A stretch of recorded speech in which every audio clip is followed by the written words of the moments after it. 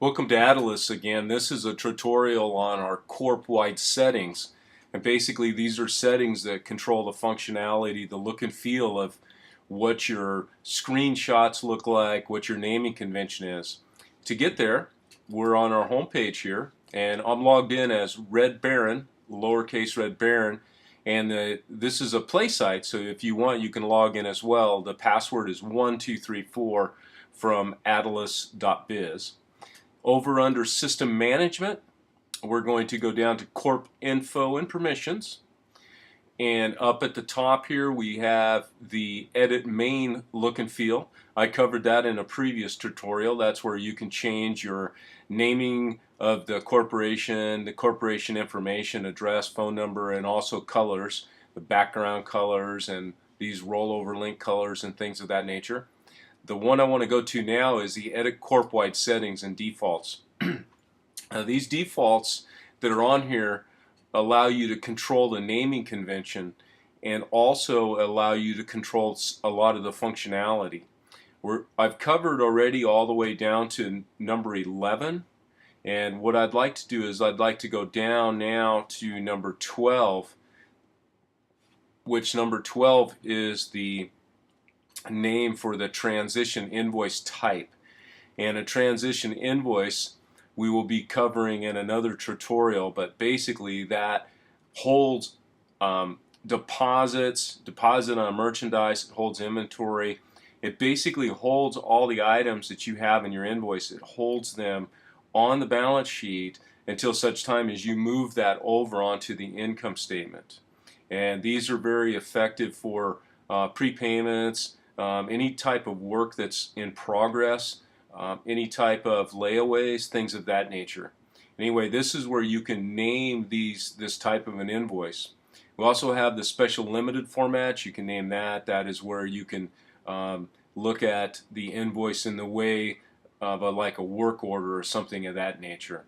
Line number 15 allows you to put thank you for your business or whatever you like on the bottom of your invoice.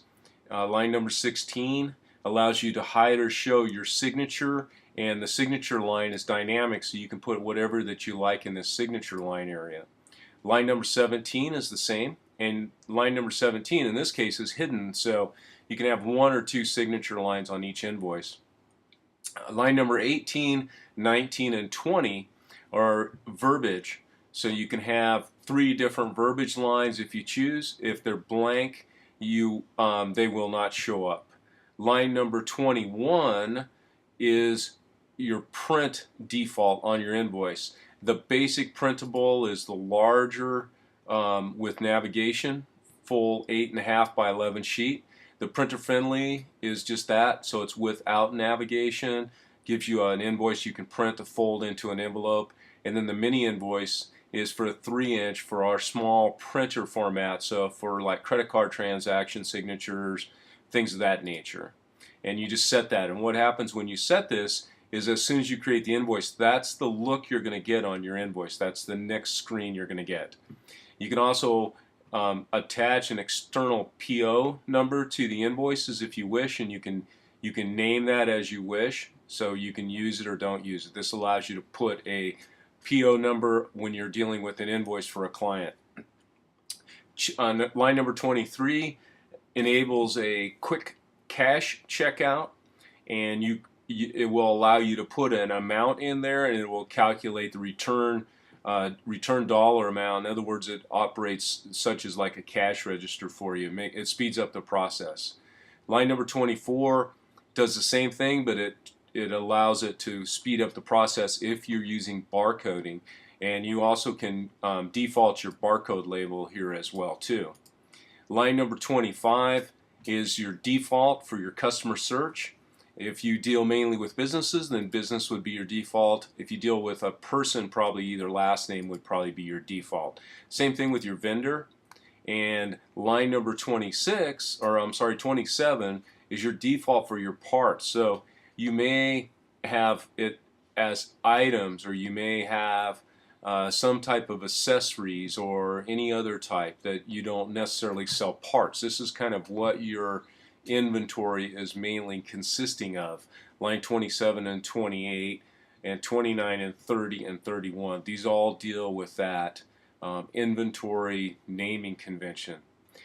Line number 32 is your inventory tracking. For most general specific purposes, you use location specific because we track by location and then vendor specific. However, you can, if you want, you can turn it to a global, which allows you to sell from any location and not track it specific to location.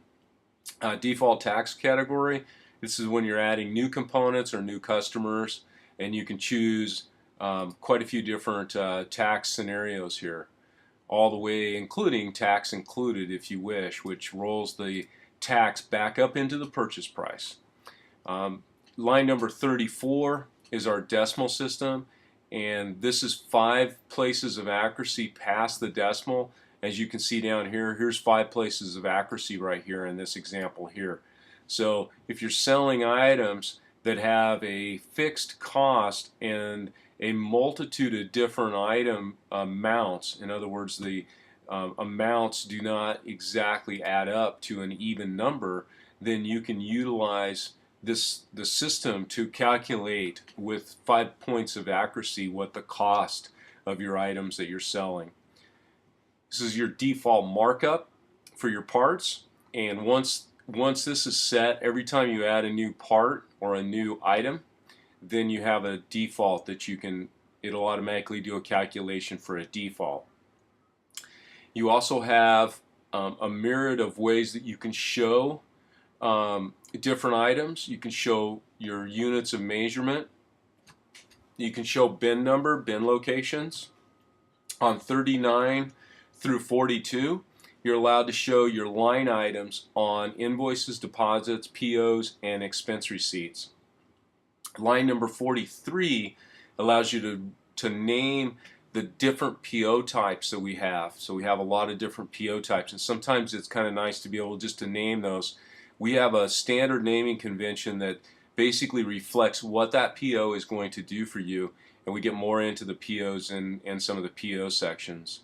A Re-Calc sales tax, you can default for a Re-Calc when you're on a invoice, and it'll automatically, when you do an update to an invoice, it will automatically update your tax. Same thing with number 45, covers your payroll withholding, so it'll update your payroll. I'm going to stop right there, and we're going to get into special line items on number 46 down. And basically this has been a tutorial on all of our Corp-wide settings, and this page is pretty in-depth, and it starts from the home page, and if you go under to System Management here, Corp Info Permissions, and up at the top, click on the right, and this is your Corp-wide settings. Thanks for choosing adilas.